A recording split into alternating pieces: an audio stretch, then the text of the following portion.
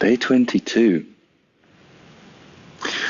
So today we're going to meet your guides, your spirit guides. Now, this is a bit of a tricky area because we all have very different arrangements with spirit guides. Most of us have a guidance team when we are not incarnated, which is there's a far greater discarnate experience than there is an incarnated experience. But when we are not incarnated, we spend time between lives with a large group of, I suppose we would consider them to be masters, ones who are wiser than us, ones who have much to teach, ones who have been further down the journey than we have, but also higher density beings, masters of karma, of time, there's all these bright ones, and most of us have a more sort of personal guide, a guide that works directly with us or with our soul family. So that's a sort of a most of us kind of a scenario, but some of us are something completely different. Some of us are part of a team, a circle, and we are the only one out of that circle to have incarnated, or all kinds of different arrangements. So I can't tell you what you will find when you get there or how it should look for you, but I can take you to the place where you would meet your guides. And the guides themselves, for some people, their guides are really quite apparently physicalized. They'll arrive there and then here's these three beings, three people. This one looks like an American Indian. That one's a tall guy with a long beard, and this is a woman. Sometimes they're the energetic forms that are not physicalized. Sometimes they're just light beings, or sometimes there's a powerful sense of a presence, but nothing that you can see. It's all over the place. It can be anything. So let's go and have a look and just see what it is for you. And the way we're going to do that is, once again, you're going to take yourself into the garden. And when you're in the garden, I'll pick you up and take you to a place where you can meet your guides. So once again, please do the same thing. In just a moment, you're going to press pause, and then you take yourself into the garden, and then you press play, and I will take you forward. So if that's what you want to do, please press pause now.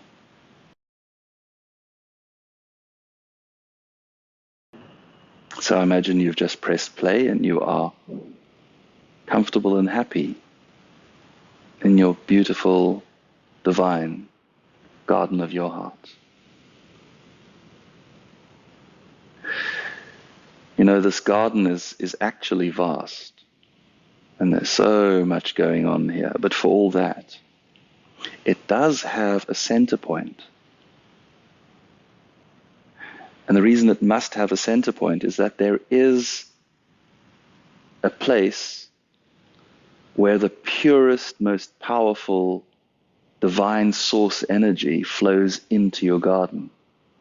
And from that place where source energy flows into your garden, the garden is manifest. It rolls out from that place.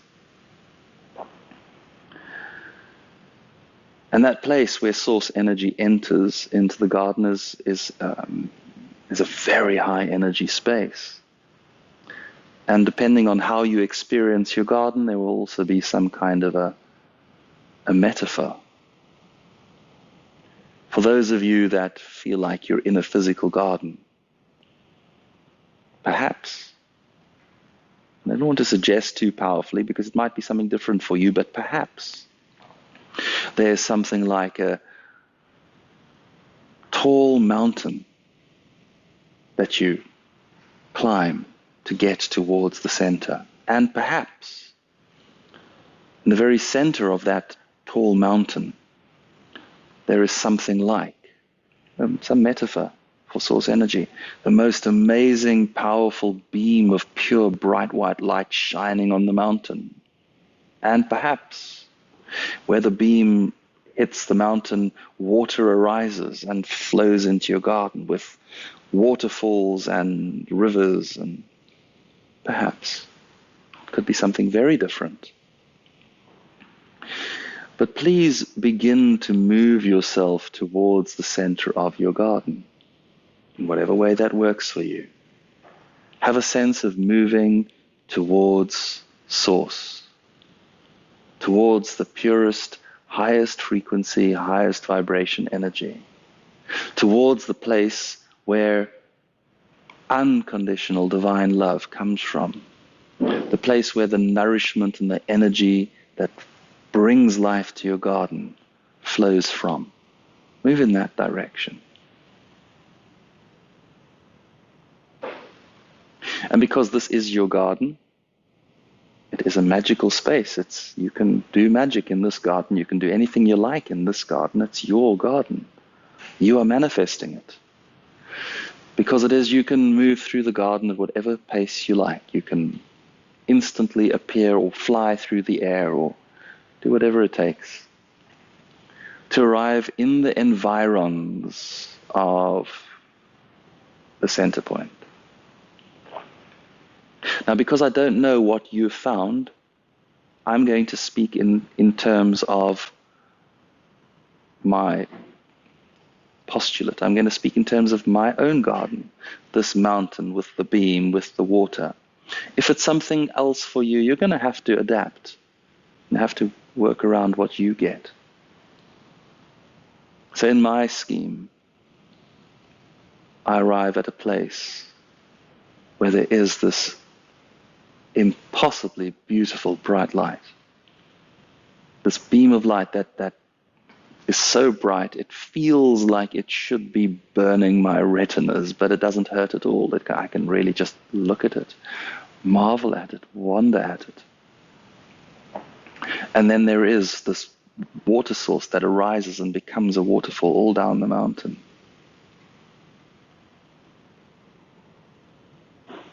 And so I find myself here in the environs of the light. And as I begin to just move into the outer proximity of the light, as I just begin to feel this light shining on my present being, I feel that it magically shines right through me, shines into me. I can feel that this light is somehow also what I am. It's my own divine light shining here into my garden. It's somehow God and also me, which is congruent with my awareness that, of course, all is one. And so, without moving too deeply into the light, I'm just going to be here in the proximity of the light. And perhaps settle myself down into a seated position and relax and be receptive. Feel the light. Feel its energy. Feel what it does to me.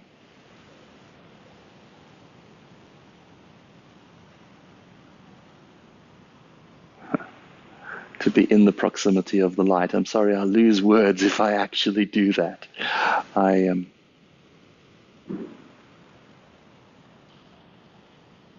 become somewhat overwhelmed. So I can't give it too much attention, or else I can't lead you.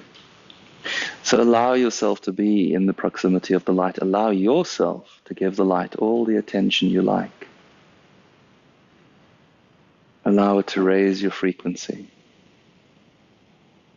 to cleanse your being, to flow through you.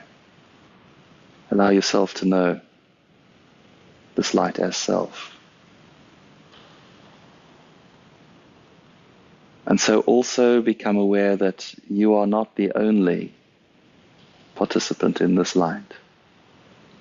That there are others who from the deepest place of your soul you would welcome here. These others who you love so profoundly that even when you know unconditional love, even when you love all unconditionally, still somehow these are more special. Still somehow you love these personally and you trust them. You've seen them and known them, and you trust these beings. They are worthy of your trust and your respect. And you know that they love you unbelievably. They just love you and support you, and they'll be there with you until time is no more, if that is what you need, if that is what you ask for.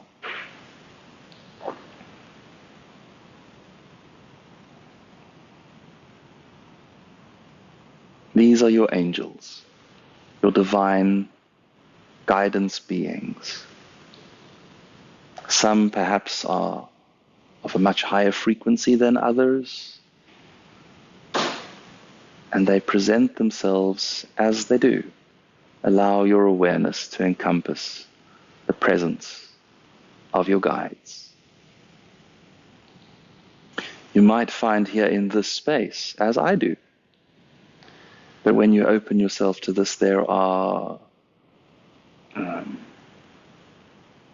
suppose one could call them animal guides, power animals. There are animals here who you also love and would want here. You might find your animals, and let it be what it is, my friends. Don't get stuck in, oh, it can't be this or it can't be that. You might find them to be, they might be unicorns or unexpected, magical beings. Fairies and pixies. Who knows? Let it be whatever it is and enjoy what it is. And as you become aware of each being or of the group, or if there's only one, as you become aware of whatever there is that is here, open your heart again and shine your light upon them. Shine your gratitude upon them. Thank you for your presence. Thank you for being here. Thank you for your love.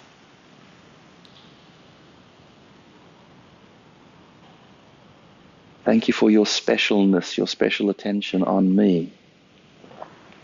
When you give gratitude, you're saying thank you, which means you're opening yourself to receive. This is one of the ways you can invite your guides to act more personally and intensely in your life. They don't override your free will. If you say you don't want help, they'll back off.